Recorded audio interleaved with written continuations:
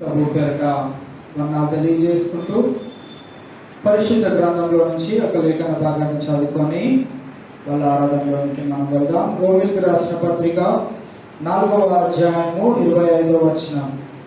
రోమిల్కి రాసిన పత్రిక 4వ అధ్యాయము 25వ వచనాన్ని నేను చదువుతున్నాను. దయచేసి అందరూ ఆలకించాలని మనవి. ఆయన మన అపరాధముల నిమిత్తము అప్పగింపబడి మనము నీతి మంతులముగా తీర్చబడుటకై లేపబడెను. వాక్యాన్ని కనుక మనం గమనించగలిగినట్లయితే మన అపరాధముల నిమిత్తము ఆయన ఏం చేయబడ్డాడు? అప్పగింపబడ్డాడు. మనలను నీతి మంతులంగా తీర్చుటకు ఆయన ఏం చేయబడ్డాడు? లేపబడ్డాడు. ఇది మరి బల ఆరాధనకు సిద్ధపడి వచ్చేసిన మనందరికీ పరిశుద్ధాత్ముడు హెచ్చరిస్తున్న ఒక మాట ఏంటిది అని అంటే, మనము మన అపరాధములను కనుక ఆయన చేత ఒప్పుకోగలిగినట్లయితే, ఆయనకు అప్పగించగలిగినట్లయితే, మనల్ని ఆయన నీతిమంతులుగా తీర్చి ఆయన రెండవ రాకడలో వచ్చినప్పుడు మనల్ని కూడా ఆయన వలనే లేపుతాడు. ఇది ఈ బల ఆరాధనలో ఉన్న విశిష్టత, లేకుంటే ఈ బల ఆరాధనలో ఉన్న ప్రాముఖ్యత ఏంటిది అని అంటే, ఆయన ఎలాగైతే లేపబడ్డాడో నీవు నేను కూడా లేపబడలేనటువంటి స్థితిలో ఉన్నట్లయితే మన భక్తి జీవితం అంతా వృధా వ్యర్థము. కావున ఈ దినాన దేవుడు సెలవిస్తున్న మాటను మనం ఆలకిస్తూ మన అపరాధములను ఆయన చెంత ఒప్పుకుందాము, ఆయనకు అప్పగిద్దాము.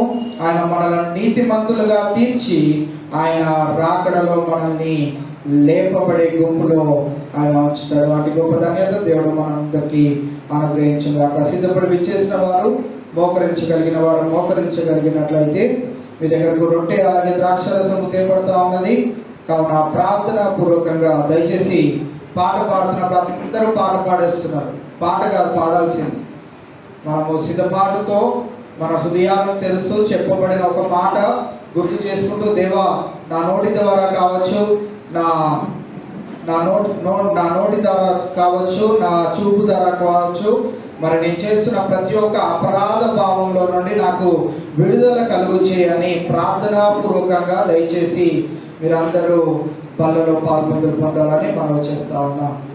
దయచేసి స్త్రీలైనటువంటి వారు, మరి బల్ల తీసుకునేవారు మాకు సహకరించి కొంచెము మాకు వీలుగా ఇక్కడ ఖాళీ ప్లేస్ ఉందండి, దాంట్లో మీరు రావాల్సిందిగా. మరి పురుషులు కూడా దయచేసి కొద్దిగా ఇక్కడ ముందు ప్లేస్ ఉందండి, మోకరించగలిగిన వారు ముందుకు వచ్చి మోకరించగలిగినట్లయితే మాకు వీలుగా ఉంటుంది కనుక మీరు అందరూ సహకరించాలని ప్రేమపూర్వకంగా మీకు తెలియజేస్తా ఉన్నా.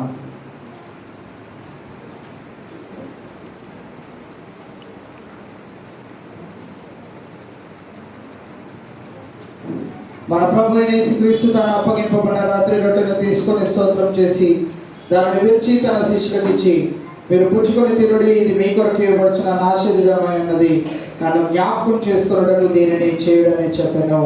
ఈ యొక్క రొట్టె నిమిత్తం మన మధ్యలో ఉన్న బ్రదర్ ప్రకాష్ కవిత గారు ప్రార్థన చేయాలని మనం చేస్తా ఉన్నాం.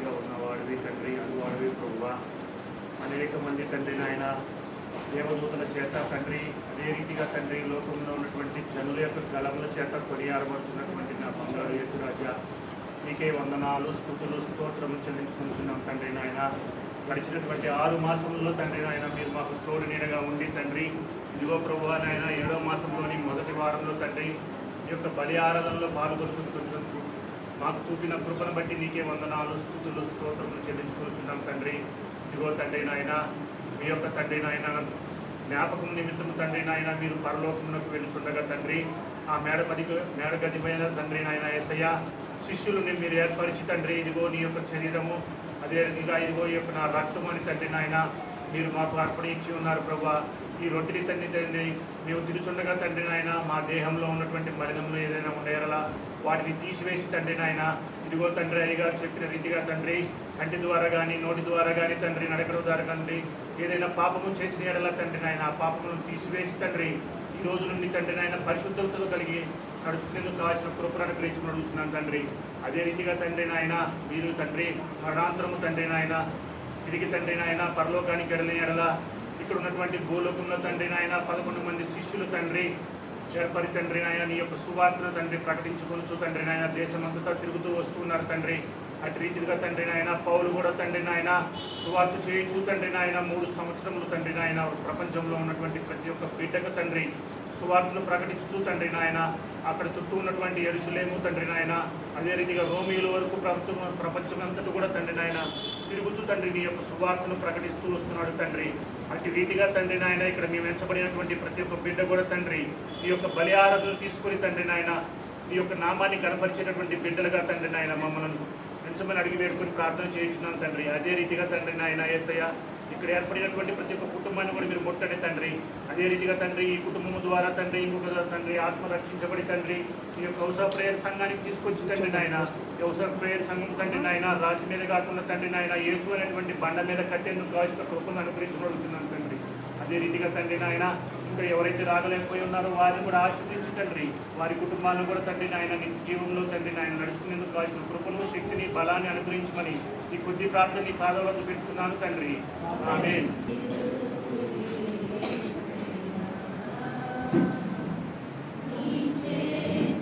రొట్టె మీ దగ్గరకు తేబడుచుండగా మీ కుడి హస్తాలను పైకెత్తవలసిందిగా మనం చేస్తా ఉన్నాం. సిద్ధపడి బలలో పొందుకోవాలనుకున్న వారు మీ కుడి హస్తాలను పైకెత్తవలసిందిగా మనం చేస్తా ఉన్నాం.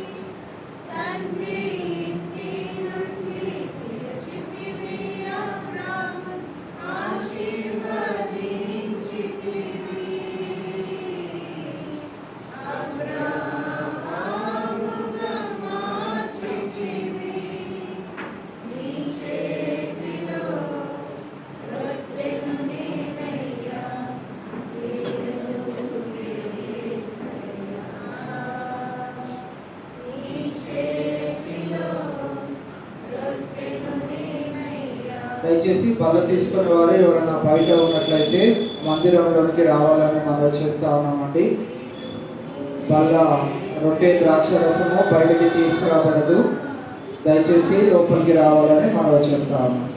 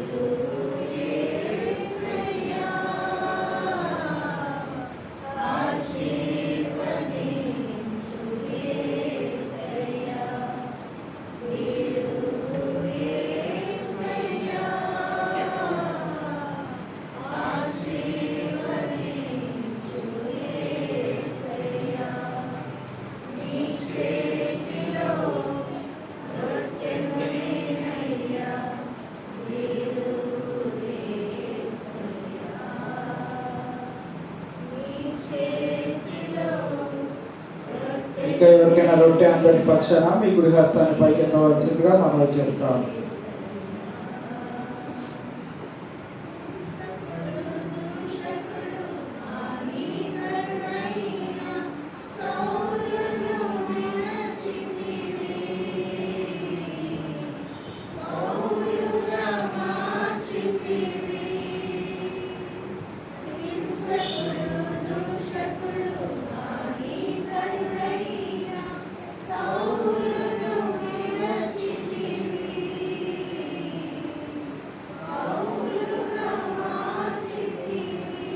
పుచ్చుకునే దినం మీద మీ కొరకు ఇవ్వబడ్డ క్రీస్తు శరీరము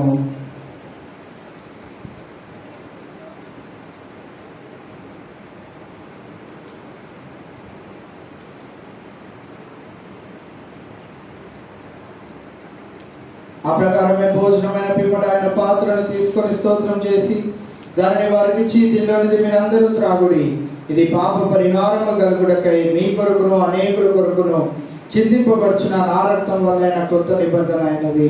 మీరు దీనిని త్రాగునప్పుడల్లా నన్ను జ్ఞాపకం చేసుకున్నటకు దీనిని చేయడని చెప్పాను.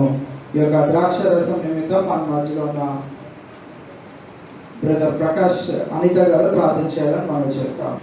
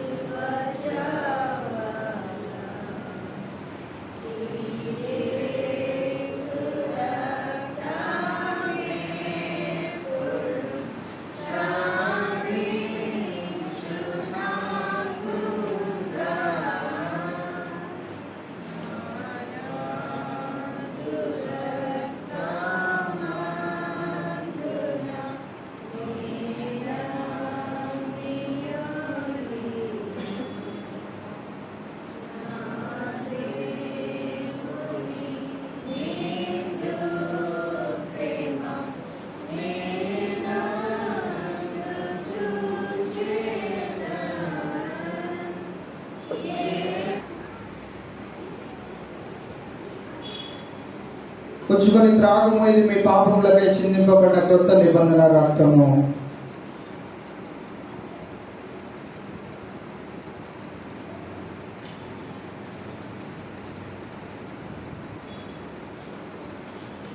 మన ప్రభు అయిన యేసుక్రీస్తు శరీరమును, ఆయన వెలలేని రక్తమును మిమ్మల్ని నిజమైన విశ్వాసం నందు బలపరిచి నిత్య జీవము కలుగుటకై సంరక్షించును గాక. సమాధానముతో ప్రార్థన చేయము. దేవుడు మిమ్మల్ని దీవించి ఆశీర్వదించును గాక. ఆమేన్.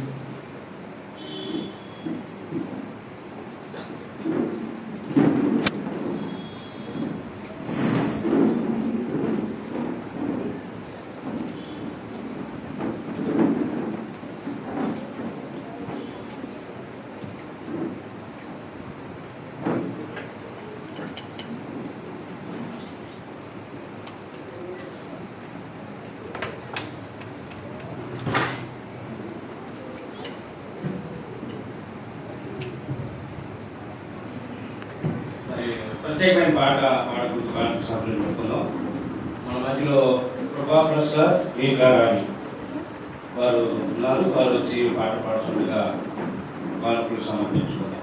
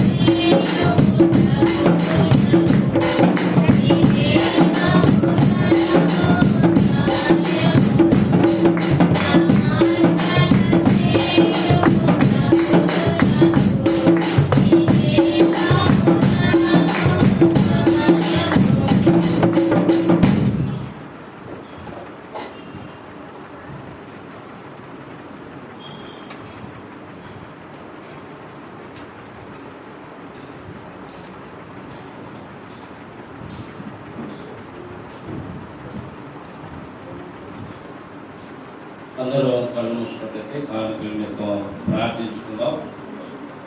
మన మధ్యలో పెద్దలు రాజరత్న గారు ఉన్నారు. వారు వచ్చి కానుకల నిమిత్తం ప్రార్థించుకుందాం మనం చేస్తాం.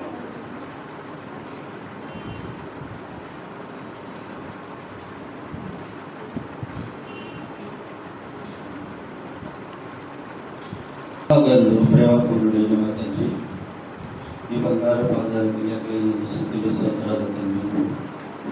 నేను ఇదిగో తండ్రి, ఈ ప్రత్యేక తండ్రి ఆదివారం రోజున మమ్మల్ని అందరినీ కూడి ఇక్కడ తండ్రి మిమ్మల్ని స్థుతించుకుని ప్రార్థించుకునే భాగ్యం మాకు దయచేసినందుకు వందనాలు ప్రభునైనా బలలో పాల్గొని పొందిన ప్రతి బిడ్డని కూడా దీవించి ఆశీర్వదించమని ప్రార్థిస్తున్నాను తండ్రి. ఇక తండ్రి, ఎవరెవరైతే ఎటువంటి సమస్యలతో ఉన్నారో తండ్రి, వారందరి గురించి కూడా ప్రార్థన చేస్తున్నాం ప్రభు. వారందరినీ కూడా తండ్రి, ఎటువంటి సమస్యలు ఉన్నా కూడా తండ్రి మీరు ముట్టి స్వస్థపరచండి తండ్రి. ఎటువంటి ఆరోగ్య సమస్యలు ఉన్నా తండ్రి, ఆర్థికమైన ఇబ్బందులు ఉన్న కూడా బిడ్డలందరినీ కూడా తండ్రి మీరు దీవించి ఆశీర్వదించమని ప్రార్థిస్తున్నాం ప్రభు. ఇదిగో తండ్రి, ఈ కానుకల నిమిత్తం ప్రార్థన చేస్తున్నాం ప్రభునైనా. కానుకలు అర్పించిన ప్రతి బిడ్డను కూడా దీవించి ఆశీర్వదించమని ప్రార్థిస్తున్నాం ప్రభునైనా. ఇదిగో తండ్రి, బిడ్డలు ఎటువంటి లేమి నుండినైనా సరే తండ్రి, బిడ్డలు మీకు కానుకలు సమర్పించుకుని ఎంతో ప్రేమతో సమర్పించుకున్నందుకు వందనాలు ప్రభునైనా. దయగల తండ్రి, ప్రతి బిడ్డను కూడా దీవించి ఆశీర్వదించమని ప్రార్థిస్తున్నాను ప్రభు. ఇదిగో తండ్రి, ఇక్కడ కూడి వచ్చిన ప్రతి బిడ్డను కూడా దీవించి ఆశీర్వదించండి తండ్రి. ముఖ్యంగా అవసరం సంఘాన్ని, అవసరపడే సంఘాన్ని, సంఘ బిడ్డలందరినీ కూడా దీవించి ఆశీర్వదించమని ప్రభునైనా మా పరిశుద్ధుడైన ప్రభునామాన్ని ప్రార్థించి వేడుకొంచున్నాము తండ్రి. ఆమేన్. దయచేతలో కూర్చోగా మనం చేసుకున్నాం.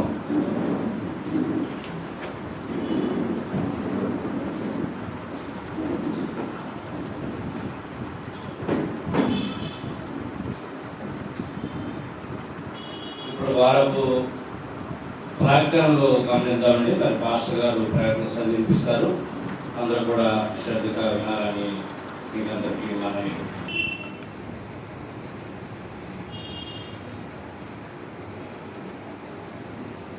వారం ప్రకటనలు గమనిద్దామండి.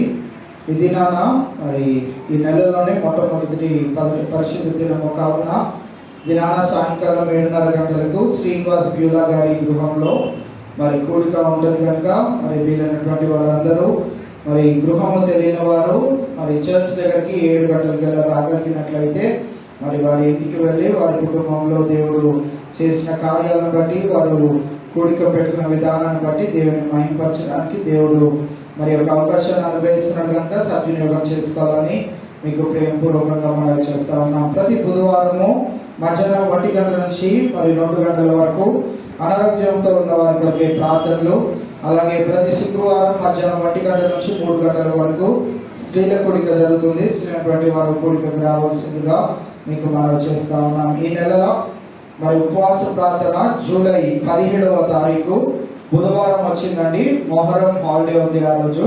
కావున ఆ రోజు మరి మన మందిరపు ప్రతి నెల ఒక దినము ఉపవాస ప్రార్థన పెట్టుకోవడం జరుగుతూ ఉన్నది. మరి ఈ నెల 17వ తారీఖు మొహరం హాలిడే ఉన్నది కనుక ఆ రోజున ప్రార్థన పెట్టడం జరుగుతూ ఉన్నది. ఉదయం 10 గంటల నుంచి మధ్యాహ్నం 3 గంటల వరకు మరి అనంతరము భోజనం కూడా ఉంటుంది కనుక మీరు అందరూ మరి సిద్ధపడి మరి ఉపవాసముతో మరి దేవుని దగ్గర ప్రార్థన విజ్ఞాపనలు చేయడానికి సిద్ధపడి రావాలని మీకు మనవి చేస్తా ఉన్నాం. ప్రేయర్ రిక్వెస్ట్ గమనించండి. మరి ఈ వాతావరణం మార్పుల వల్ల చాలా మందికి దగ్గు, జలుబు, జ్వరాలు ఉంటా ఉన్నాయి. ఆ బిడ్డలందరికీ దేవుడు నెమ్మది, స్వస్థత దయచేయాలని వారి కొరకు ప్రార్థించాలని మనవి చేస్తా ఉన్నాం. అలాగే వివాహాల కొరకు ఎదురు చూసిన బిడ్డల కొరకు ప్రార్థించండి. ఉద్యోగ ప్రయత్నాలు, ఇంక్రిమెంట్స్ కొరకు, ప్రమోషన్స్ కొరకు ఎదురు చూసిన బిడ్డల కొరకు కూడా ప్రార్థించాలని మనవి. గర్భం లేని వారి కొరకు ప్రార్థించండి. గర్భిణీ స్త్రీలు మరి అనిల్ శ్రవంతి గారు, ప్రకాష్ కవిత గారు, ప్రవీణ్ శ్రీజ మరి వీరి గురించి కూడా మీ అందరి ప్రార్థనలో భారం కలిగి ప్రార్థించాలని మనం చేస్తా ఉన్నాం.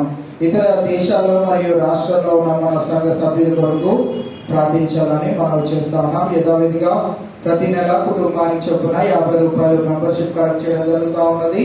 కావున మీ మెంబర్షిప్ ని మన మధ్యలో సత్యానందం గారు ఉన్నారు, వారికి అందచేయవలసిందిగా మీకు మనం చేస్తా ఉన్నాం. ఇంకేమైనా ప్రేయర్ రిక్వెస్ట్ ఉంటే తెలియజేస్తే వాటి కొరకు కూడా ప్రార్థన చేయడం జరుగుతుంది. గడిచిన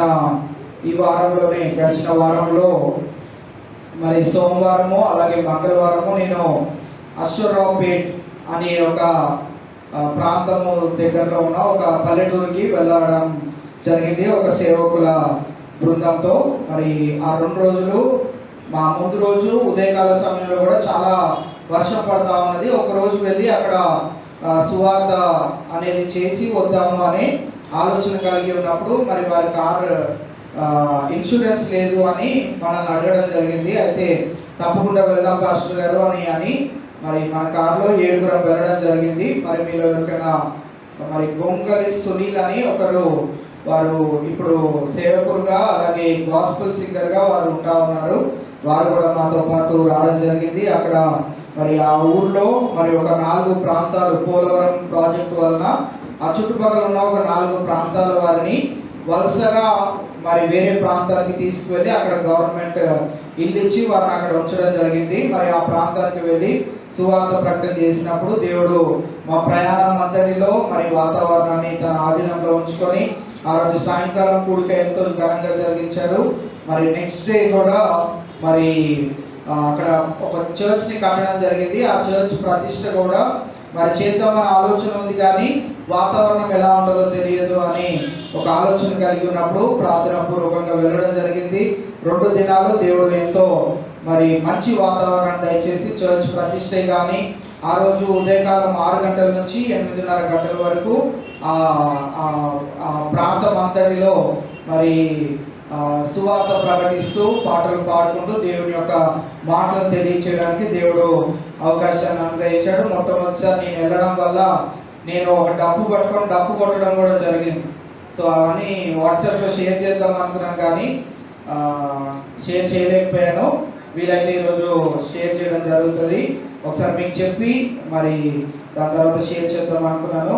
మరి దాని వివరణ తెలవాలి కదా అని ఆగడం జరిగింది. సో అలాగే దేవుడు నన్ను కూడా అక్కడ వాడుకోవడం జరుగుతూ ఉన్నది. అందుకని దేవునికి వందనాలు తెలియజేసుకుంటా ఉన్నాం. ఇలాంటి సువార్త ప్రకటనలు అనేక ప్రాంతాల్లో మరి చేద్దాము అని ఆ దైవజనులు కూడా మంచి ఆలోచన కలిగి ఉండడము జరుగుతూ ఉన్నది. మీ ప్రార్థనలో జ్ఞాపకం చేసుకోండి.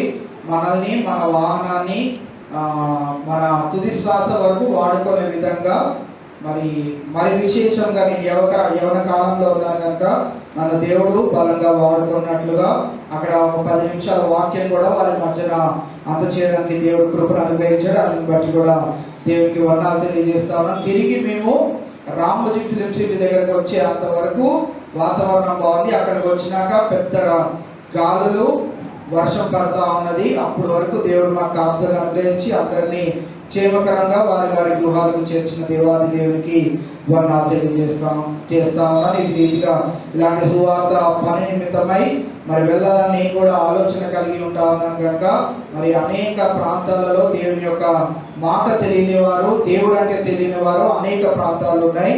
మరి అలాంటి ప్లేసెస్కి వెళ్ళినప్పుడు మనకు తెలుస్తూ ఉంటుంది.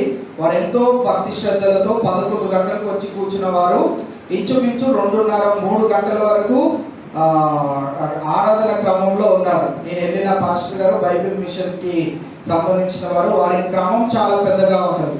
ఆరాధన అంతటికంటే వచ్చిన దైవ సేవకులు అందరినీ మరి మాట్లాడమని చెప్పడం, ఇలా ఇంచుమించు 2:30-3 గంటల వరకు మరి ఆరాధన జరుగుతూ ఉన్నది. దాని తర్వాత చర్చ్ ప్రతిష్ట ఒక 15-20 నిమిషాలు జరిగింది. దాని అంతటికి వారు ఎంతో ఓపికతో సహించుకొని ఉండడము మరి నాకు ఎంతో సంతోషకరంగా అనిపించింది. అటువంటి మరి ప్రాంతాలకు వెళ్ళినప్పుడు అసలు నిజమైన భక్తి ఏంటో మనకు తెలుస్తూ ఉంటుంది. మనకి ఎంత వెసులుబాటు ఉంది, వారు ఎలాంటి మరి నిస్సహాయ పరిస్థితుల్లో ఉన్నారో మనకి తెలుస్తూ ఉంటుంది కనుక మరి అటువంటి అవకాశం మీకు ఎవరికైనా వచ్చినా కానీ మీరు వెళ్ళండి, సువార్తను ప్రకటన చేయాలని మీకు మనవి చేస్తాను. దేవుడు నాకు ఇచ్చిన ఈ యొక్క అవకాశాన్ని బట్టి క్షేమకరంగా మమ్మల్ని అందరినీ మా గమ్యస్థలానికి చేర్చిన విధానాన్ని బట్టి దేవాది దేవునికి వందనాలు తెలియజేసుకుంటాము. ఇంకేమైనా ప్రార్థన అంశాలు కూడా ఉన్నట్లయితే తెలియజేస్తే వాటి కొరకు కూడా ప్రార్థన చేయడం జరుగుతుంది. కావున గమనించాలని మనం గమనిస్తూ ఉన్నారు. మీరు మీ అనుదిన ప్రార్థనలో ముఖ్యంగా అనారోగ్యంతో బాధపడుతున్న బిడ్డల గురించి కానీ, పసిబిడ్డల గురించి కానీ, అలాగే సండే స్కూల్ బిడ్డలు, అలాగే వృద్ధులైనటువంటి వారి గురించి కూడా ప్రార్థిస్తున్నారని నమ్ముతా ఉన్నాం. అందుకే దేవుడు దేవుని సన్నిధిలో ఎంతమందిగా మనం ఆయన నామాన్ని కనపరచడానికి మనకి ఇచ్చినటువంటి ఈ గొప్ప ధన్యతగా దేవునికి వందనాలు. పాపం కలిగి ప్రార్థించాలని మనకి, అలాగే ఎవరైనా సాక్ష్యం పంచుకొని ఆశకుంటే సమయాన్ని అందజేస్తాం. వారు ముందుకు రావాలని మీకు మనం చేస్తా ఉన్నాం.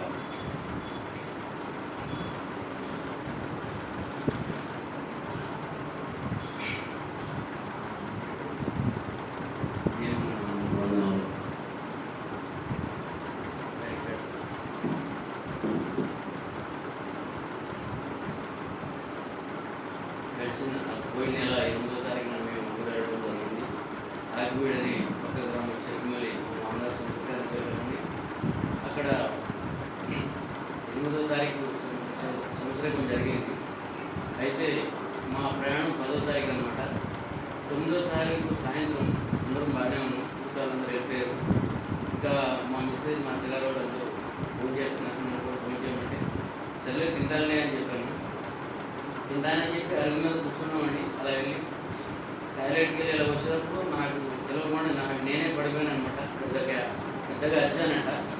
అరిచి పడిపోయానంట. ఏంటని వీళ్ళందరూ కంగారు పడి వచ్చి కాళ్ళు చేతులు సవరదీసి, గుండెలు సవరదీసి, ఆటోలు పిలిచి హాస్పిటల్కి తీసుకెళ్తే షుగర్ పెరిగిపోయి, బీపీ పెరిగిపోయి పడిపోయానంటే నాకు తెలియదు. ఇంకా ఈ ఆటోలోనే చనిపోతాడు అనుకున్నారంట. అయితే ఆ రోజు సండే అనమాట. గవర్నమెంట్ హాస్పిటల్లో బాగా చూస్తారని తీసుకెళ్ళేటప్పటికి 2 డాక్టర్లు ఉన్నారండి. అలా ఎంఏ అనమాట. వాళ్ళు కూడా ట్రీట్మెంట్ చేస్తూలే. ఈ టైంలో మేము జాయిన్ చేసుకోమమ్మా, ఏలూరు రాసేస్తాం లేదా భీమవరం రాసేస్తాం, తీసుకెళ్ళిపోండి అన్నారంట. లేదని రిక్వెస్ట్ చేస్తే అక్కడ జాయిన్ చేసుకున్నారు. వాళ్ళు జాయిన్ చేసుకుని పెద్ద డాక్టర్లకి రిక్వెస్ట్ చేసి వాళ్ళు ట్రీట్మెంట్ చేయడం జరిగింది. దేవుని దయ వల్ల వాళ్ళు ఇచ్చిన ఇంజక్షన్లకి, వాళ్ళు ఇచ్చిన సెలైన్కి కొంచెం 1 గంట తర్వాత స్టోర్లో వచ్చినప్పుడు నాకు చాలా పని ఏమి చేయలేదండి. చేసిన తర్వాత తెల్లారిపోతే నా డాక్టర్లు వచ్చి ఎలా ఉండి కాబట్టి బాగానే ఉంది, 2 రోజులు ఉండాలని చెప్పారు. కానీ ఇలాగా 10వ తారీఖు మాకు రిజర్వేషన్ ఉంది సార్, మేము వెళ్ళిపోతామంటే సరే వెళ్ళండి, కానీ ఒక 2-3 రోజులు రెస్ట్ తీసుకుంటాం కావాలి మీకు అని చెప్పారన్నమాట. సరే ఇక్కడికి వచ్చి రెస్ట్ తీసుకుని ఏసలు తీసుకున్నానండి. అలాగే ఈ 2-3 రోజులు రెస్ట్ వల్ల అంతకుముందు ఒక 3 రోజుల వల్ల నన్ను డ్యూటీని తీసేశారు అనమాట. అంటే నేను బస్ నడిపిస్తాను, ఇది కాలేజ్ బస్ నడిపిస్తాను. అలాగే డ్రైవర్ అవసరం కాబట్టి ఇంకో డ్రైవర్ బయటికి పెట్టేశారు. పెట్టేసిన వల్ల ఈ డ్యూటీ అలాగా ఇలా ఆరోగ్యం బాగాలేదని నేను బాధపడుతున్నప్పుడు నాకు దేవుడు నారాయణ కాలేజీలో మంచి, ఇక్కడ దగ్గరలో కూకడపల్లి బ్రాంచ్లో మంచి డ్యూటీ దయచేశాడు. ఇక్కడ కూడా దేవుడికి కృతజ్ఞుడిని జీవించాలని మీ అందరి ఎదుట ఒప్పుకుని ఈ సాక్షి నేను చెప్తున్నాను అని చెప్తున్నాను.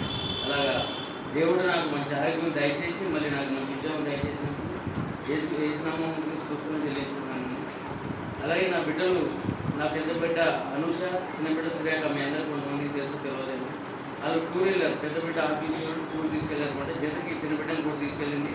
వాళ్ళ ప్రయాణం అంతకి వెళ్ళేటప్పుడు వచ్చేటప్పుడు క్షేమంగా జరగాలని ఆల్రెడీ అరకులో ఉన్నారు. ఇప్పుడు 2 రోజుల తర్వాత బయలుదేరుతారంటే వాళ్ళ క్షేమం ప్రయాణం జరగాలని మీ ప్రాంతంలో జ్ఞాపకం చేసుకోమని ఏసే నామంలో ఇచ్చిన సాక్ష్యం మీ నామంలో మీ ప్రాంతంలో మిమ్మల్ని చేసుకోమని వేసిన నామంలో అడుగుతున్నాను.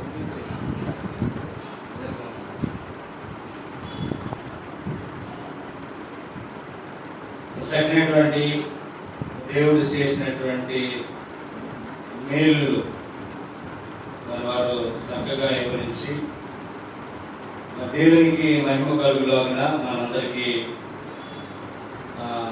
దేవుడు చేసిన మేలులు ఎంత గొప్పగా ఉంటాయో చెప్పినటువంటి ప్రకాష్ వందనాలు. ప్రకాష్ మాకంటే పాతవాడైనా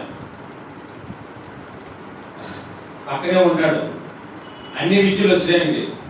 అంటే కొంతమంది కొన్ని విద్యలు ఉంటాయి, కానీ ప్రకాష్కి అంటే రాని విద్య అంటే ఏమీ లేదు. కానీ మరి తన భార్య కానీ ఇద్దరు బిడ్డలు కానీ దేవుని యొక్క ఆలయంలో కానీ లేకపోతే దేవుని యొక్క పనిలో చక్కగా వాడబడతారు. కానీ అన్ని విద్యలు వస్తే మాత్రం ఎప్పుడన్నా ఆయన గుర్తొచ్చినప్పుడు వస్తూ ఉంటాడు దేవస్థానికి పక్కనే ఉంటాడు ఆయన.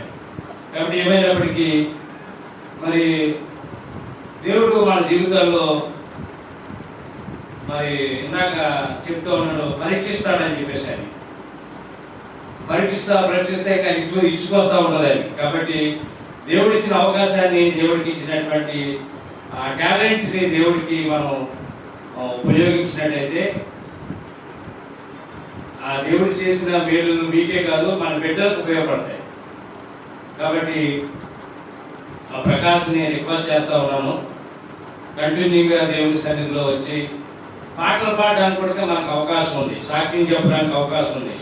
కొన్ని సంఘాల్లో అవకాశాలు చాలా తక్కువ ఉంటాయి, కానీ మన సంఘంలో మరి అవకాశాలు ఎక్కువ, కానీ వాడుకునే వాళ్ళు తక్కువ మనకి.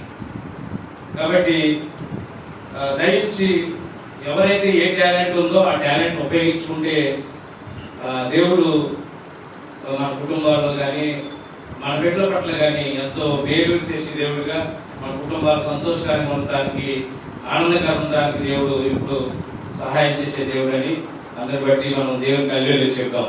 హల్లెలూయా, హల్లెలూయా, హల్లెలూయా. ఇప్పుడు ప్రాముఖ్యమైనటువంటి అంశంలోకి మనం వెళ్ళబోతా ఉన్నాం. మనందరం లేచి నిలబడి మరి దేవుని నామాన్ని కనపరుస్తూ, ఆయన నామాన్ని మహిమపరుస్తూ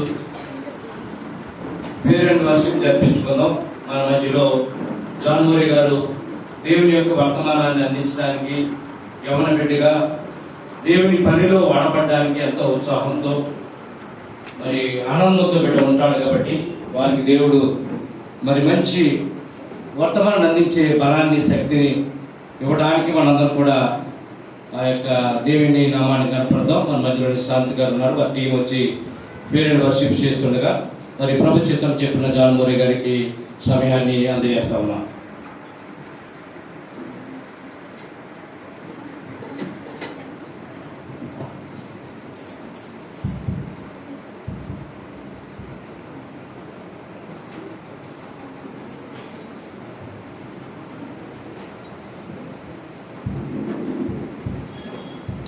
అందరికీ వందనాలు.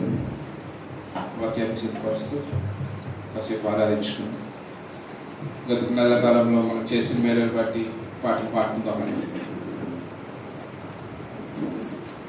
వర్ణించలేని, వివరించలేని యేసయ్యా నీవు నాకు చేసిన మేలు అనే పాటతో వాక్యాలు సాగుతుంది. పాట అందరు నాతో కలిసి పాటలు ప్రకటించండి.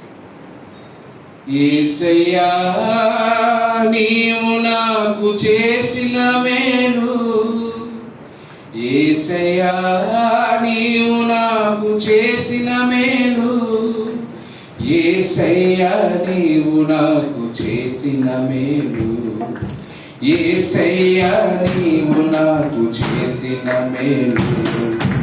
వర్ణించలేను, వర్ణించలేను, యేసయ్యా నీవు నాకు చేసిన మేలు. వర్ణించలేను, వర్ణించలేను, యేసయ్యా నీవు నాకు చేసిన మేలు, యేసయ్యా నీవు నాకు చేసిన మేలు, యేసయ్యా నీవు నాకు చేసిన మేలు, యేసయ్యా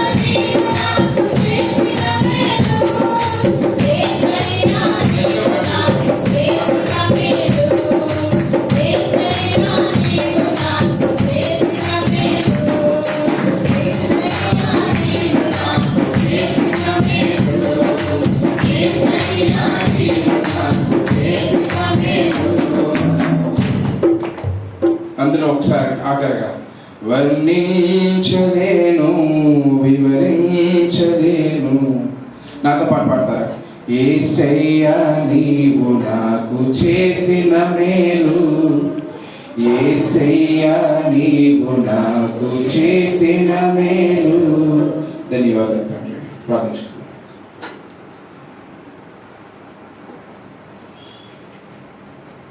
ప్రార్థన చేసుకుందాం. దేవా, ఇంతవరకు నీ సన్నిధిని మాకు తోడుగా ఉంచి వర్ణించి ఈ దినం వరకు ప్రభువా ఇటు ధన్యతను మాకు అనుగ్రహించి నీ మందిరంలోనికి చేరి ఆరాధించుకునే భాగ్యాన్ని మాకు కలుగు చేసిన దేవా, మీకే వందనాలు స్తోత్రం. ప్రభువా, మా పాపములను క్షమించి నీ కుమార్తెలుగా మమ్మల్ని స్వీకరించుకున్న దేవా, మీకే వందనాలు స్తోత్రం. ప్రభువా, ఈవేళ మరి ఒకసారి నీ వాక్కుల ద్వారా మా జీవితాలను సరిచేసుకొని మా తప్పిదములను ఎదుట ఒప్పుకొని ప్రభువా, మరి పశ్చాత్తాప హృదయంతో పెరిగి నలిగిన మనస్సుతో ప్రభువా నీ వాక్కులను వినడానికి మా హృదయాలను సిద్ధపరచుకుంటూ ఉండగా, మరి విశేషంగా నీవు ప్రతి ఒక్క బిడ్డను దర్శించనై ఉంటుండగా ప్రభువా, నీ మాటలను మేము శ్రద్ధాశక్తులు వహించి వినగలిగిన చెవులను, గ్రహించగలిగే హృదయాన్ని, నీకు లోబడే జీవితాన్ని, నీకు మాదిరికరమైన జీవితాన్ని మా అందరికీ దయచేయమని ప్రార్థన చేస్తూ నన్ను నీ సెలవు చాటున మరుగుపరుచుకొని నీ మాటలను పలకడానికి నన్ను ఒక బూరుగా వాడుకుంటున్నందుకే మీకే వందనాలు స్తోత్రం తెలియజేసుకుంటూ ఈ ప్రార్థన ప్రభు యేసు నామంలో అడిగి వేడుకుంటున్నాం మా తండ్రి. ఆమేన్. దయచేసి అందరం కూర్చున్నామండి.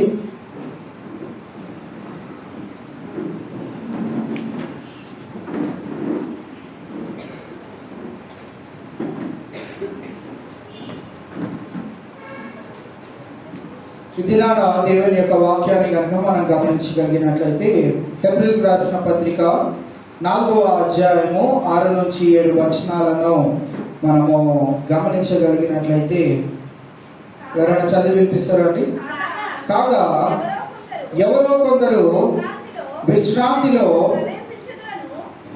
ప్రవేశించుదురనో మాట నిశ్చయము గనుకనో ముందు సువార్త వినిన వారు అవిధేయత చేత ప్రవేశింపలేదు గనుకను నేడు మీరు ఆయన మాట వినిన ఎడల మీ హృదయములను కఠినపరచుకొనకూడని వెనుక చెప్పబడిన ప్రకారము ఇంతకాలమైన తరువాత దావీదు గ్రంథంలో నేడని ఒక దినమును నిర్ణయించుచున్నాడు. ఈ యొక్క ప్రత్యేకమైన దినాన్ని మనం ఏమని పిలుస్తామండి? ఇదేం దినము? విశ్రాంతి దినము. విశ్రాంతి అనే ఒక పదానికి ఇంగ్లీష్లో వర్డ్ ఏంటిది? రెస్ట్. ఈరోజు ఈ విశ్రాంతి రెస్టింగ్ డే రోజున మనము చేయవలసిన ఒక ప్రాముఖ్యమైన 4 విషయాల గురించి నేను తెలియచేయాలని ఆశపడతా ఉన్నా. ఈ 2 వచనాలు కనుక మనం గమనించినట్లయితే ఇక్కడ విశ్రాంతిలో ప్రవేశించుదన్న మాట నిశ్చయము గనుక అనే ఆ మాటలన్నింటినీ చదువుతున్న వేళ మనం అక్కడ ఏం చూస్తా ఉన్నామంటే, మరి ఇంతకాలమైన తరువాత దావీదు గ్రంథములో నేడని ఒక దినమును నిర్ణయించుచున్నాడు. ఈ మాట దావీదు గ్రంథంలో ఎక్కడ ఉంటుందంటే 94వ కీర్తన 7వ వచనం చదివితే మనకు అదే మాట అక్కడ రాయబడి ఉంటుంది. నేడు అని ఒక దినమును మనము కేటాయించుకొని 6 దినాలు మనం శ్రమపడి ఒక దినము దేవునికి కేటాయించాలి అని ఒక తాత్పర్యము తీసుకొచ్చే మాటగా ఈ మాటను మరి బైబిల్ గ్రంథంలో లిఖితమైననే విషయాన్ని గమనించాలని మీకు తెలియజేస్తా ఉన్నా. మరి ఇది కొత్త నిబంధన గ్రంథంలోని ఒక విషయం అయితే, పాత నిబంధన గ్రంథం కనుక మీరు చదివినట్లయితే నిర్గమకాండంలోనికి వెళ్తే నిర్గమకాండం 31వ అధ్యాయము 12 నుంచి 17 వచనాలు మనం వాటన్నిటిని చదవనవసరం లేదు, కానీ మీకు ఒక్క వచనం నేను చదివిస్తాను. మరి దాంతో ముందు వెనక ఏముందో మీకు అంతా అర్థమైపోతుంది. నిర్గమకాండం 31వ అధ్యాయము 15వ వచనం ఒకసారి చదువుదాం. 6 దినములు పని చేయవచ్చును, 7వ దినము యెహోవాకు ప్రతిష్ఠితమైన విశ్రాంతి దినము. ఆ విశ్రాంతి దినమున పనిచేయు ప్రతివాడును తప్పక ఏంటంట అండి, 6 దినాలు ప్రతి ఒక్కరు పని చేసుకోవచ్చు అంట. 7వ దినమున ఎవరైనా పని చేస్తే ఏంటంట, ఎవరికి తెలియజేయబడతా ఉన్న మాట? పాత నిబంధన గ్రంథంలోనికి వెళ్తే ఇశ్రాయేలు జనాంగం అనబడిన దేవుని బిడ్డలకు ఆ మాటలు తెలియచేయడం మనము చూస్తా ఉన్నాం. అయితే సంతోషకరమైన వార్త ఏంటి అని అంటే, అలాంటి పరిస్థితి ఈ రోజున మనకి లేదు. మనకి నచ్చిన విధంగా, నచ్చిన సమయాల్లో, నచ్చినట్లుగా, నచ్చిన చోట, నచ్చిన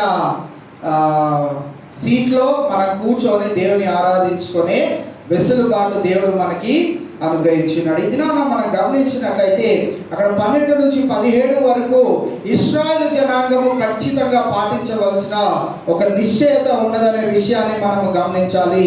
వారు 7వ దినాన దేవుని ఆరాధించని పక్షాన వారికి ఏం కలుగుతుందట? మరణ శిక్ష. అది నేనేమన్నా రాసానా అండి? నా బైబిల్లో అయితే మరణ శిక్ష ఉంది. మీ బైబిల్లో? అయ్యో, మీరు అదే రాసుకున్నారైతే కాదా? మీరు రాసుకోలేదా? దేవుడే రాశాడు కదా. మనం గమనించినట్లయితే అదే విషయాన్ని హెబ్రీయులకు రాసిన పత్రికలో ఏమని అంటున్నాడు అంటే, నేడను ఒక దినమును మీరు కేటాయించుకొని ఆ విశ్రాంతి దినమున నన్ను ఆరాధించండి అనే విషయాన్ని అక్కడ తెలియచేయడము మనము చూస్తా ఉన్నాం. ఆ విశ్రాంతి 2 విశ్రాంతులకు సంబంధించిందిగా మనము గమనించవచ్చు.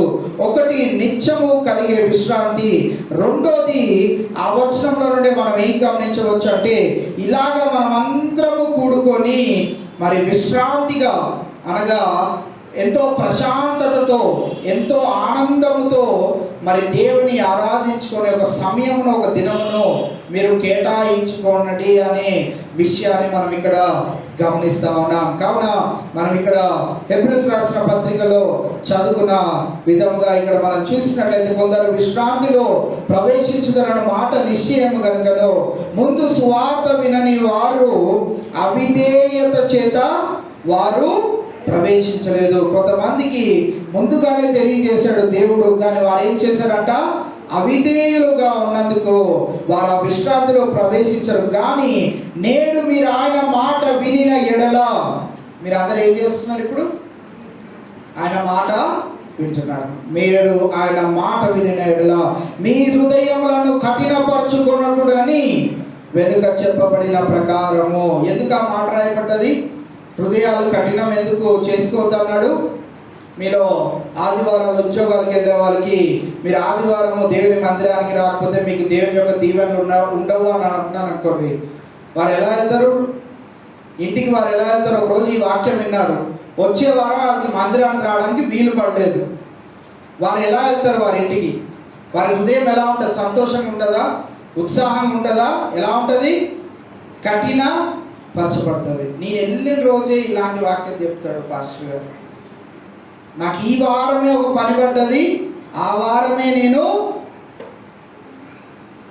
ఈరోజున మనం గమనించినట్లయితే కొందరు వారి హృదయములను కఠినపరచుకొనకూడని, చాలామంది హృదయాలను కఠినపరచుకుంటా ఉంటారు. ఈ రోజున మీ అందరికీ ఒక మాట చెప్పాలనుకుంటున్నాను. ఏంటిది అంటే, ఆదివారాలు మీరు పనులు పెట్టుకొని బంధువులు, రక్త సంబంధికులు, అది ఇది అని పెళ్ళిళ్ళు, ఫంక్షన్లు అని కనుక మీరు వెళ్ళినట్లయితే, నేను చెప్తున్నాను, దేవుని సాక్షులుగా మీరు లేనే లేరు. నాకు ఉంటాయి చాలా పనులు, ఆదివారం నాకు కూడా ఉంటాయి. మేము ఎప్పుడు వెళ్తామంటే ఆరాధన అయిపోయినాక మీ అందరికీ ప్రార్థన చేసి అప్పుడు వెళ్తాం. ఎందుకు అప్పుడు వెళ్ళినా కానీ వారు ఎందుకు ఏమనరు? ఎందుకు అప్పుడు వెళ్ళినా కానీ ఏమనరు? ఎందుకు? ఆదివారము మీరు గుడికి వెళ్తారు కనుక మీరు ఆలస్యంగా వస్తారు అనే సాక్ష్యము వారు మన గురించి తెలియజేస్తారు. మనమేం చేస్తూ ఉన్నాం? పిలవడం ఆలస్యము. ఆదివారం, సోమవారం ఏమై అసలు పరిపాటు లేదు మనకి. ఆదివారం దేవుడు విశ్రాంతి దినముగా కొద్దిసేపు నన్ను ఆరాధించండి రా బాబు, మీకు వచ్చే వారం అంతా నేను నీకు కాపుదలు ఇస్తాను అని అంటే, మనం ఎవరు పిలుస్తారా ఆదివారం రోజున అని మన చెవులను తెలుసుకొని ఉంటా ఉన్నాను. నేను చెప్తా ఉన్నాను, మనలో చాలా మంది దేవుని సాక్షులుగా లేవు. ఎదుటి వారి దగ్గరికి మనం వెళ్ళినప్పుడు ఎవరైనా మిమ్మల్ని ఎదుర్కొని, నాకు ఎదురుపడ్డది ఈ మాట. ఒకరోజు మా ఫ్రెండ్స్ వాళ్ళ అక్క మ్యారేజో అన్న మ్యారేజో ఉంటే ఇంటర్మీడియట్ టైంలో నేను మమ్మీని బతిమలాడుకొని మరి మమ్మీ కాంగు కొట్టేసి నేను పెళ్ళికి వెళ్తానని అంటే ఇక ఏం చేయలేని పరిస్థితుల్లో వెళ్ళకని చెప్పింది. అయినా కానీ నేను వెళ్ళాను. వెళ్ళినప్పుడు మా ఫ్రెండ్స్ అడిగిన ఏకైక ప్రశ్న ఏంటంటే, మీ చర్చ అప్పుడే అయిపోయిందారా? ఇంకో ఫ్రెండ్ గారు అసలు రాలేదు, వాడు చర్చ అయిపోయినాక వస్తానన్నాడు. సరే నువ్వు వచ్చేంతవరకు మేము ఆగుతామని అన్నాము. మరి మీ ఇంటి పైన చర్చ ఉంటుంది అంటావు కదా, నువ్వెలా వచ్చావురా అని అన్నాడు. ఎక్కడ పెట్టుకోవాలి మన తలకి?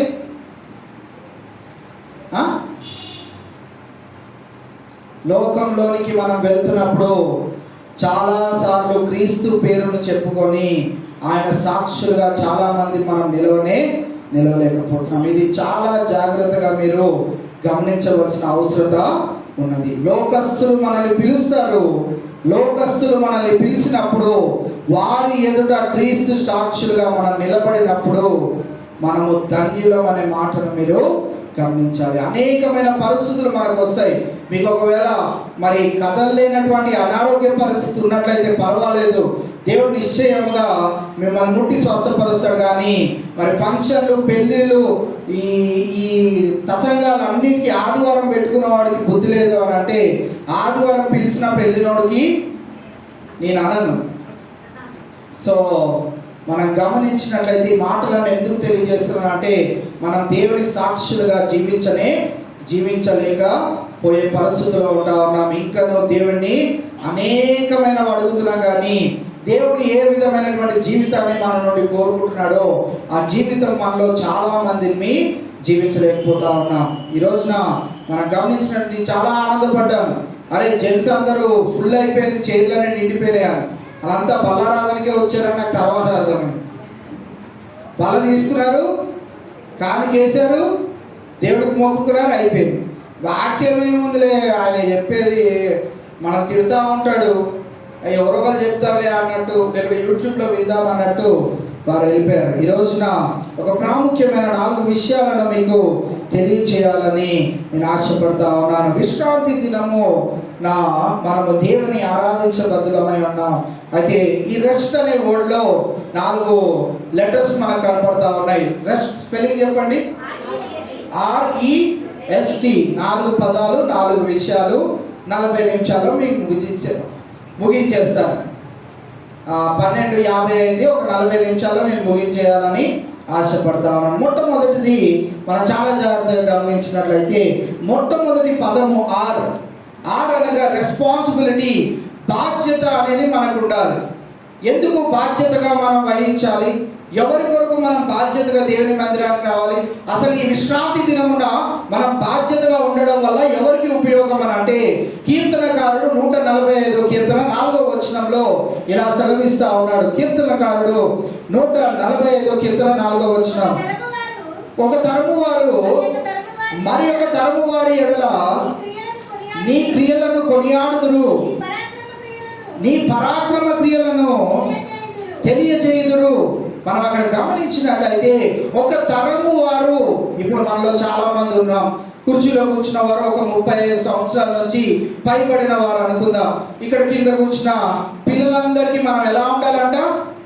ఒక తరము వారు మరి ఒక తరము వారికి దేవుని యొక్క క్రియలను కనపరచాలి. మనం కొన్నిసార్లు హెచ్చరిస్తూ ఉంటాం పిల్లల్ని, రే ఎందుకు రాలేదురా పోయిన వారం మందిరానికి, మీ మమ్మీ డాడీ ఎందుకు రాలేదురా అంటాం.